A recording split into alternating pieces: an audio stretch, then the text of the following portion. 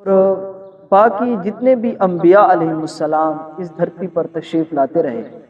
ابتدا کی بات کر لیں تو حضرت آدم علیہ السلام اور حضرت ام حوا علیہ السلام کا بھی نکاح ہوا، اور اس سے پوری انسانیت معرض وجود میں آئی۔ اور اس کے بعد ہمارے اور آپ کے پیارے محبوب حضرت محمد مصطفیٰ صلی اللہ علیہ وسلم نے بھی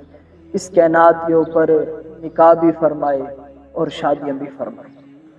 اور پھر اسی حقیقت کو قرآن مجید فرقان حمید کی سورۃ رعد کے اندر اللہ تبارک و تعالی جل جلالہ نے بیان فرمائی، وَلَقَدْ أَرْسَلْنَا رُسُلًا مِّن قَبْلِكَ۔ اللہ تعالیٰ نے فرمایا کہ تحقیق ہم نے اے محبوب مکرم شفیع معظم صلی اللہ علیہ وسلم آپ سے پہلے بھی بہت سارے رسولوں کو بھیجا، اور آگے فرمایا وَجَعَلْنَا لَهُمْ أَزْوَاجًا وَذُرِّيَّةً، اور انہیں بھی ازواج اور اولاد سے مالا مال فرمایا۔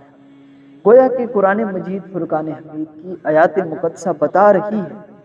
کہ جو انبیاء علیہ السلام اور رسول اعظام علیہ السلام رسول اقدس سرور کائنات صلی اللہ علیہ وسلم سے ماقبل تشریف لاتے رہے، انہوں نے بھی شادیاں بھی فرمائی، اور ان کی بھی ازواج مطہرات بھی تھی، اور ان کی بھی اولاد جو تھی وہ موجود تھی۔